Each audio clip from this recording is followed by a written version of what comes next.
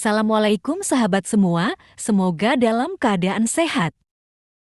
Pada suatu malam dalam tidurnya Baginda Raja Harun al-Rasyid bermimpi bertemu seorang lelaki tua. Dalam mimpinya laki-laki itu tua berpesan kepadanya jika negeri yang dipimpinnya akan ditimpa musibah. Oleh sebab itu, agar dapat menghindari bencana itu ia harus mengusir seorang penduduk negerinya yang bernama Abu Nawas. Esoknya setelah ia terbangun Baginda Raja mulai gelisah hatinya mengingat mimpi yang dialami semalam. Ia kemudian memerintahkan kepada pesuruhnya untuk menghadirkan Abu Nawas ke istana. Tatkala Abu Nawas telah berada di istana, Baginda kemudian berkata kepada Abu Nawas, "Hai Abu Nawas, semalam aku bermimpi yang sangat aneh dan aku merasakan jika mimpi itu adalah suatu pertanda buruk bagi negeriku. Dalam mimpiku aku bertemu seorang laki-laki tua yang memakai pakaian serba putih. Ia mengatakan kepadaku jika negeri ini akan ditimpa bencana yang sangat besar. Agar itu tidak terjadi, ia berpesan agar aku mengusir seorang rakyatku dari negeri ini yang bernama Abu Nawas, dan ia juga mengatakan jika Abu Nawas itu ingin kembali maka hendaklah dia tidak berpijak di atas bumi atau mengendarai tunggangan apapun, tapi jika ia tidak bisa melakukan seperti itu maka ia tidak boleh lagi kembali ke negeri ini. Oleh sebab mimpi itu maka aku yakin ada sebuah kesialan atas dirimu. Maka aku memutuskan untuk mengusirmu dari negeri ini," kata Baginda. Dengan perasaan yang berkecamuk setelah mendengarkan perintah Baginda Raja atas pengusiran dirinya, Abu Nawas kemudian meninggalkan istana dan kembali ke rumah. Ia menceritakan kepada istrinya tentang apa yang telah dititahkan Raja kepadanya, istrinya merasa sangat sedih. Abu Nawas kemudian pergi meninggalkan keluarganya dengan bekal yang dibawa seadanya. Ketika dalam perjalanan ia terus memohon kepada Tuhan agar diberi petunjuk, ia pun terus memutar otaknya agar dapat keluar dari masalah itu. Abu Nawas terus berjalan tanpa tujuan yang pasti hingga ia berada di sebuah negeri. Selama beberapa hari di sana ia terus berpikir bagaimana cara ia kembali ke negeri Baghdad tanpa melanggar apa yang telah dipesankan Raja kepadanya, yaitu tidak boleh menginjak bumi dan tidak pula mengendarai tunggangan apapun. Bukan Abu Nawas namanya jika ia memiliki keputusasaan. Abu Nawas tidak berputus asa atas apa yang telah menimpanya. Meskipun alasan yang membuat ia diusir sama sekali tidak masuk akal, ia menerimanya dengan ikhlas, selalu berdoa kepada Allah dan berpikir untuk bisa keluar dari setiap masalah yang menimpanya. Tibalah pada suatu hari ia merasa rindu berat kepada keluarganya di negeri Baghdad. Namun ia belum menemukan cara untuk kembali, hingga pada suatu hari lain tiba-tiba dia menemukan sebuah cara yang sangat masuk akal dan tidak membuatnya melanggar perintah raja. Setelah ia menemukan cara tersebut, Abu Nawas segera mempersiapkan segala sesuatu dan bersiap-siap untuk kembali ke kampung halamannya. Kabar kembalinya Abu Nawas mulai tersebar dalam negeri hingga ke telinga Baginda, rakyat menyambut gembira kepulangan Abu Nawas karena kecintaan akan dirinya, Baginda Raja juga ikut senang, tapi dalam suasana yang berbeda. Jika rakyat senang karena mereka menyukai Abu Nawas, Baginda Raja senang karena kali ini ia dapat leluasa memberi hukuman kepada Abu Nawas. Baginda berpikir pasti mustahil Abu Nawas dapat kembali tanpa berpijak pada bumi atau menunggangi sesuatu. Tibalah Abu Nawas di istana dan menghadap Baginda Raja. Kehadirannya di istana membuat Baginda Raja sangat kaget ketika melihat Abu Nawas bergelantungan mengikat dirinya di bawah seekor keledai, dan kemudian Abu Nawas berkata kepada Baginda Raja, "Wahai Baginda Raja, bukankah engkau telah mengusirku dari negeri ini, dan melarangku kembali dengan berjalan memijak bumi dan tidak pula boleh menunggang apapun? Maka oleh sebab itu aku telah kembali dengan tidak memijak pada bumi dan tidak pula menunggung apapun, kecuali aku bergelantungan di bawah perut keledai." Melihat tingkah pola dan alasan yang diberikan Abu Nawas, Baginda Raja pun merasa masuk akal dan sangat memuaskan beliau. Akhirnya Abu Nawas bisa kembali ke keluarganya dan terbebas dari hukuman Baginda Raja. Sebelum lanjut, sukai video ini dan subscribe ya sahabat. Pada suatu hari ayah Abu Nawas bernama Maulana yang sudah tua dan sakit parah dan akhirnya meninggal dunia di istana. Ayah Abu Nawas adalah seorang kadi kerajaan yang juga menghambakan diri pada Baginda Raja Harun al-Rasyid.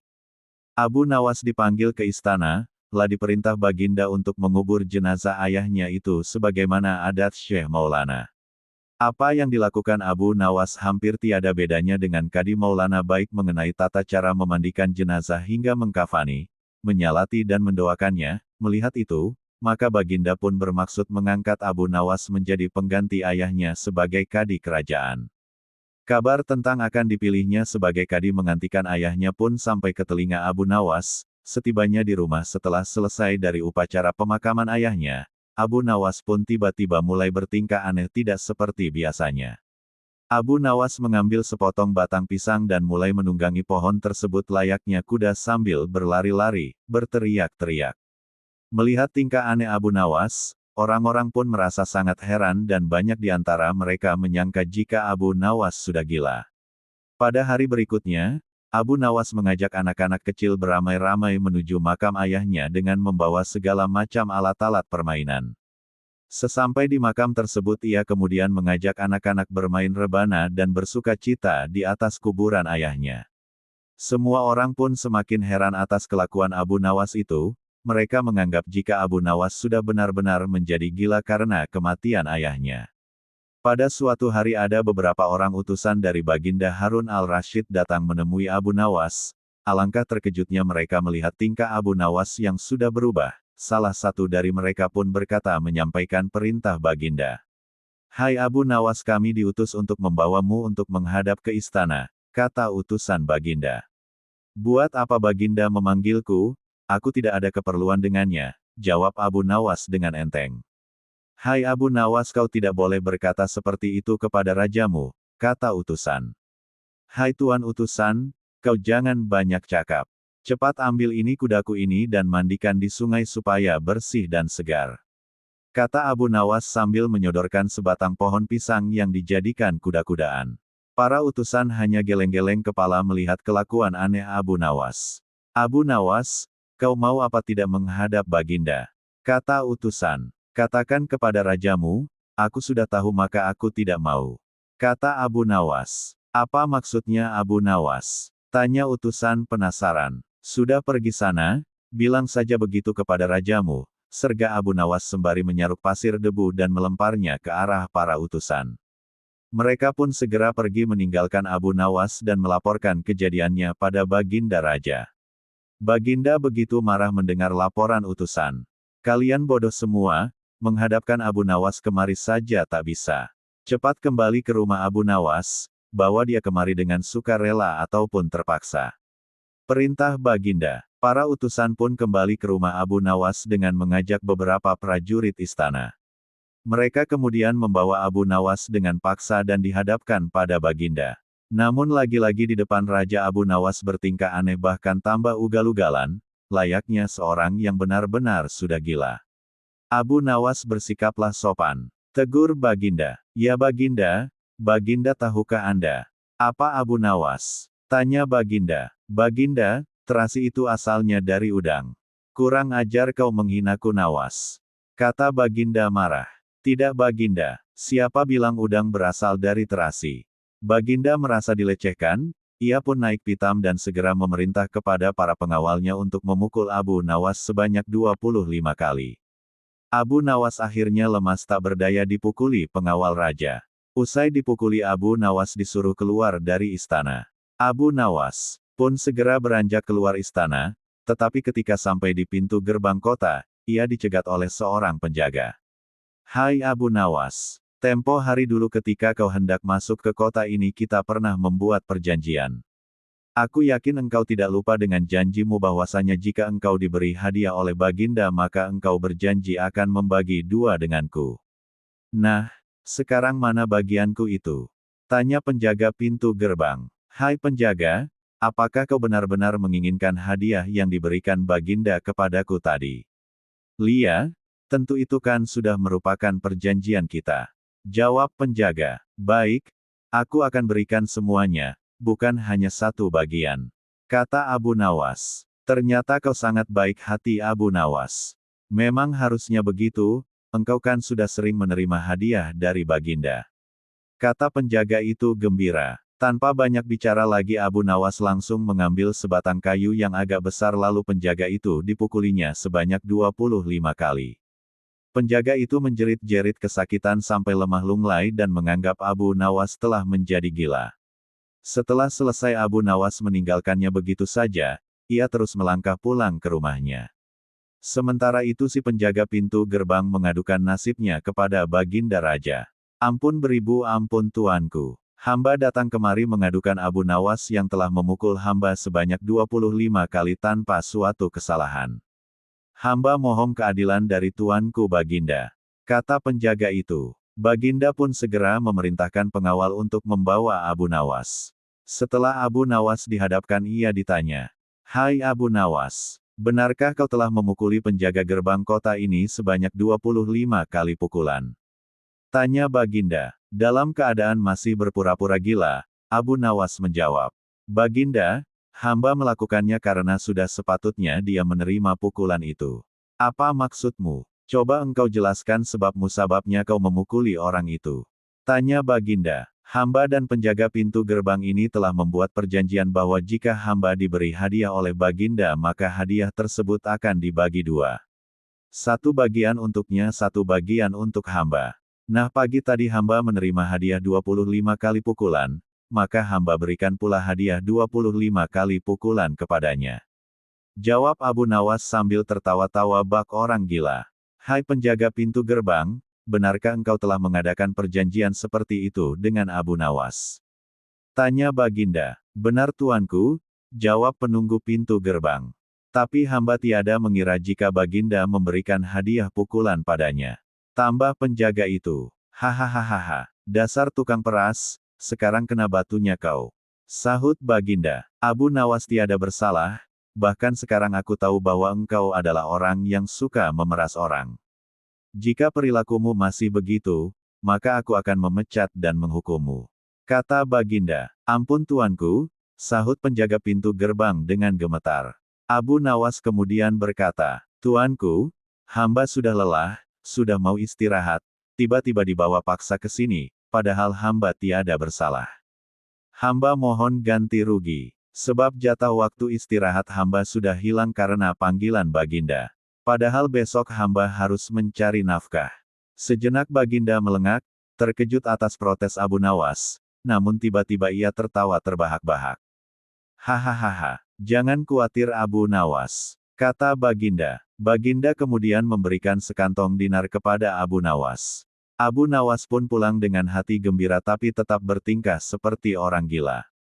Pada suatu hari Raja Harun al-Rasyid mengadakan rapat dengan para menterinya mengenai Abu Nawas yang rencananya akan diangkat menjadi kadi kerajaan. "Apa pendapat kalian mengenai Abu Nawas yang hendak kuangkat sebagai kadi?" tanya Baginda. Salah satu menteri berkata, "Melihat keadaan Abu Nawas yang semakin aneh tingkahnya, maka sebaiknya tuanku mengangkat orang lain saja menjadi kadi." Berkata menteri lain, "Tuanku, Abu Nawas telah menjadi gila karena itu dia tak layak menjadi kadi." Semua menteri memberikan pendapat yang sama. "Baiklah, kita tunggu dulu sampai 21 lagi, karena sekarang bapaknya baru saja meninggal dunia. Jika selama 21 hari lagi tidak sembuh-sembuh juga barulah kita akan memilih orang lain saja." Kata Baginda. Sebulan lebih waktu berjalan, namun Abu Nawas masih bertingkah gila, maka Baginda pun mengangkat orang lain menjadi kadi kerajaan. Konon kadi yang dipilih seseorang bernama Polan, tidak lain memang merupakan orang yang sangat berambisi untuk menjadi kadi. Karena Abu Nawas tidak jadi diangkat, si Polan pun mempengaruhi orang-orang di sekitar Baginda untuk memilih dan mengangkatnya menjadi kadi. Begitu mendengar jika kadi baru sudah diangkat, Abu Nawas pun kembali bersikap normal. Ia sangat bersyukur karena terlepas dari bala yang mengerikan. Akan tetapi ia sedikit menyesali karena ia mengetahui bahwa kadi yang dipilih memiliki perangai buruk. Mengapa Abu Nawas bersikap seperti orang gila? Ceritanya pada suatu hari ketika ayahnya Abu Nawas yang sudah tua dan mulai sakit parah, Abu Nawas dipanggil untuk menemui ayahnya tersebut, karena ayahnya ingin menyampaikan beberapa pesan padanya sebelum meninggal dunia. Berkata ayahnya, "Hai anakku, aku sudah hampir mati. Sekarang cobalah engkau cium telinga kanan dan telinga kiriku ini." Abu Nawas segera menuruti permintaan ayahnya, lah mencium telinga kanan bapaknya, ternyata mengeluarkan bau harum, sedangkan yang sebelah kiri mengeluarkan bau busuk. "Bagaimana anakku, sudah kau cium? Ceritakan dengan sejujurnya, bau kedua telingaku ini," kata ayahnya. "Sungguh mengherankan, yang sebelah kanan berbau harum sekali. Tapi, yang sebelah kiri baunya amat busuk." Kata Abu Nawas heran. "Hai anakku Abu Nawas, tahukah apa sebabnya bisa terjadi begini? Tanya ayahnya. Wahai bapakku, cobalah ceritakan kepadaku. Kata Abu Nawas. Ayahnya kemudian berkata, pada suatu hari datang dua orang mengadukan masalahnya kepadaku. Yang seorang aku dengarkan keluhannya. Tapi yang seorang lagi karena aku tidak suka maka tidak kudengar pengaduannya. Inilah resiko menjadi kadi penghulu. Jika kelak kau suka menjadi kadi maka kau akan mengalami hal yang sama, namun jika kau tidak suka menjadi kadi maka buatlah alasan yang masuk akal agar engkau tidak dipilih sebagai kadi oleh Baginda Harun al-Rasyid. Tapi tak bisa tidak Baginda pastilah akan tetap memilihmu sebagai kadi. Jelas ayah Abu Nawas. Dari pesan ayahnya itulah Abu Nawas sudah mempersiapkan rencana yang matang, jika nanti ayahnya telah tiada. Hanya untuk menghindarkan diri agar tidak diangkat menjadi kadi, seorang kadi atau penghulu pada masa itu kedudukannya seperti hakim yang memutus suatu perkara. Walaupun Abu Nawas tidak menjadi kadi namun dia sering diajak konsultasi oleh Baginda Raja untuk memutus suatu perkara. Bahkan ia kerap kali dipaksa datang ke istana hanya sekedar untuk menjawab pertanyaan Baginda Raja yang aneh-aneh dan tidak masuk akal. Suatu hari seorang yogis ahli yoga, dan seorang pendeta bersekongkol ingin memperdaya iman Abu Nawas dalam sebuah pengembaraan. Setelah semua rencana siap disusun, mereka berangkat menemui Abu Nawas di kediamannya. Ketika mereka datang Abu Nawas sedang melakukan salat 2 rakaat. Setelah dipersilahkan masuk oleh istri Abu Nawas mereka masuk dan menunggu sambil berbincang-bincang santai. Seusai salat Abu Nawas menyambut mereka. Abu Nawas dan para tamunya bercakap-cakap sejenak. Mulailah mereka menyampaikan maksud mereka. Wahai Abu Nawas, kami berdua sebenarnya ingin mengajak engkau melakukan pengembaraan suci. Kalau engkau tidak keberatan bergabunglah bersama kami. Kata ahli yoga, dengan senang hati. Lalu kapan rencananya? Tanya Abu Nawas polos. Besok pagi. Kata pendeta, baiklah kalau begitu kita bertemu di warung teh besok. Kata Abu Nawas menyanggupi. Hari berikutnya mereka bertemu di warung teh. Setelah semua berkumpul mereka pun mulai berangkat. Di tengah perjalanan mereka mulai diserang rasa lapar. Akan tetapi mereka tidak punya apa-apa untuk dimakan, dan sesuai kesepakatan sebelumnya mereka juga tidak boleh sarapan sebelum berangkat. Karena dari awal mereka memang sudah sepakat untuk tidak membawa bekal. Maka satu-satunya cara untuk menghilangkan rasa lapar adalah dengan mencari derma. Hai Abu Nawas, bagaimana kalau engkau saja yang mengumpulkan derma guna membeli makanan untuk kita bertiga? Karena kami akan mengadakan kebaktian. Kata pendeta. Tanpa banyak bicara Abu Nawas berangkat mencari dan mengumpulkan derma dari rumah satu ke rumah lain. Setelah derma terkumpul, Abu Nawas membeli makanan yang cukup untuk 3 orang. Abu Nawas kembali ke pendeta dan ahli yoga dengan membawa makanan. Karena sudah tidak sanggup menahan rasa lapar Abu Nawas berkata, mari segera kita bagi makanan ini sekarang juga. Jangan sekarang, kami sedang berpuasa, kata ahli yoga. Tetapi aku hanya menginginkan bagianku saja sedangkan bagian kalian terserah pada kalian. Kata Abu Nawas menawarkan jalan keluar. Aku tidak setuju. Kita harus seiring seirama dalam berbuat apapun. Kata pendeta, betul aku pun tidak setuju karena waktu makanku besok pagi. Besok pagi aku baru akan berbuka. Kata ahli yoga, bukankah aku yang engkau jadikan alat pencari derma dan derma itu sekarang telah kutukar dengan makanan ini? Sekarang kalian tidak mengizinkan aku mengambil bagian sendiri, padahal aku sudah sangat lapar dan lelah demi kalian, kenapa kalian tidak menghargai itu? Kata Abu Nawas mulai merasa jengkel. Namun begitu pendeta dan ahli yoga tetap bersikeras tidak mengizinkan Abu Nawas mengambil bagian yang menjadi haknya, meski Abu Nawas sudah terlihat sangat lapar ditambah lelah karena disuruh mencari derma. Abu Nawas pun terus berusaha meyakinkan kawan-kawan agar mengizinkan ia memakan bagiannya. Tetapi mereka tetap saja menolak. Abu Nawas benar-benar merasa jengkel dan marah. Namun Abu Nawas tidak memperlihatkan sedikit pun kejengkelan dan kemarahannya. Bagaimana kalau kita mengadakan perjanjian? Kata pendeta kepada Abu Nawas. Perjanjian apa? Tanya Abu Nawas. Kita adakan lomba. Barang siapa di antara kita bermimpi paling indah maka ia akan mendapat bagian yang terbanyak, yang kedua lebih sedikit dan yang terburuk akan mendapat paling sedikit. Pendeta itu menjelaskan. Abu Nawas setuju, lah tidak memberi komentar apa-apa. Ia sudah tahu jika itu memang akal bulus yang sudah mereka rencanakan untuk menjebaknya, dan yang jelas mereka pasti tidak akan mengakui tentang kehebatan mimpi Abu Nawas nantinya. Oleh sebab itu ia pun mulai memikirkan jalan keluarnya. Hari pun mulai malam, embun mulai turun ke bumi. Pendeta dan ahli yoga mengantuk dan tidur. Karena perut lapar Abu Nawas tidak bisa tidur, ia hanya berpura-pura tidur. Setelah merasa yakin kawan-kawan sudah terlelap, Abu Nawas menghampiri makanan yang sudah dibeli tadi. Tanpa berpikir dua kali Abu Nawas langsung melahap habis bersama makanan bagian kawan-kawan hingga tidak tersisa sedikit pun. Setelah merasa kekenyangan Abu Nawas baru bisa tidur. Keesokan hari mereka bangun hampir bersamaan. Ahli yoga dengan wajah berseri-seri langsung bercerita. Tadi malam aku bermimpi memasuki sebuah taman yang mirip sekali dengan nirvana. Aku merasakan kenikmatan yang belum pernah kurasakan sebelumnya dalam hidup ini. Pendeta mengatakan bahwa mimpi ahli yoga benar-benar menakjubkan.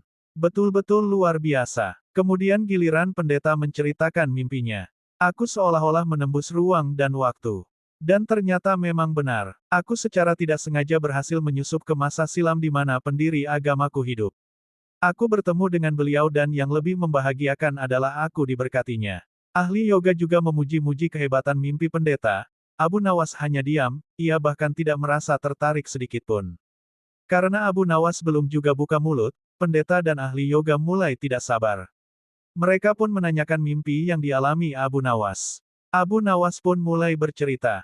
Kalian tentu tahu Nabi Daud alaihissalam. Beliau adalah seorang nabi yang ahli berpuasa. Tadi malam aku bermimpi berbincang-bincang dengan beliau.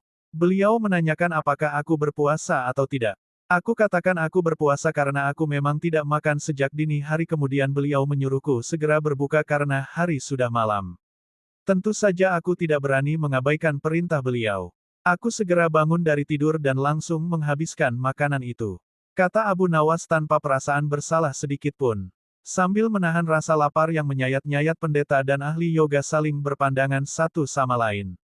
Mau tidak mau mereka harus mengakui kehebatan mimpi Abu Nawas meski dengan rasa lapar yang sangat mencekam dan perasaan menyesal yang amat sangat karena telah berani mempermainkan Abu Nawas.